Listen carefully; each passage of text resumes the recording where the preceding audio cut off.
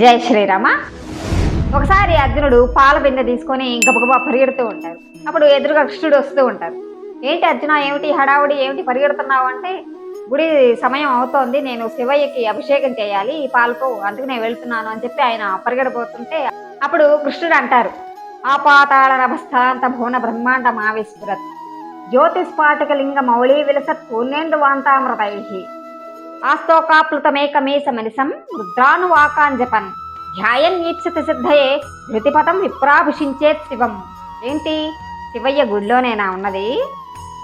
ఆయన ఆ పాతాళం నుంచి గోన బ్రహ్మాండం అంతా పైదాకా కూడా ఈ జగత్తు మొత్తం నిండి నిబిడీకృతమై ఉన్నాడు. ఆయన ఎక్కడ లేడు, నువ్వేం కంగారు పడుకో, ఎక్కడ చూసినా ఆయన ఉన్నాడు, ఇంట్లో కూడా ఉన్నాడు శివయ్య, నువ్వేం కంగారు పడుకో, అక్కడ వెళ్ళి నువ్వు చేసుకోవచ్చు, ఆయన స్వరూపమే నేను, నాకు కూడా నువ్వు పూజ చేయొచ్చు అని చెప్పి ఆయన చెప్తారు.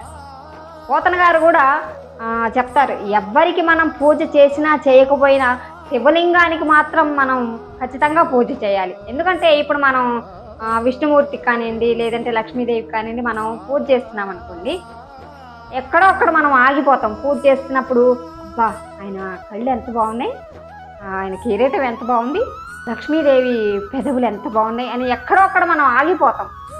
కానీ శివలింగానికి పూజ చేసేటప్పుడు కాన్సన్ట్రేషన్ ఉంటుంది. ఎందుకంటే శివలింగానికి ఒక రూపం ఉంది, రూపం లేదు, అంటే అరూపరూపి అంటూ ఉంటాం కదా.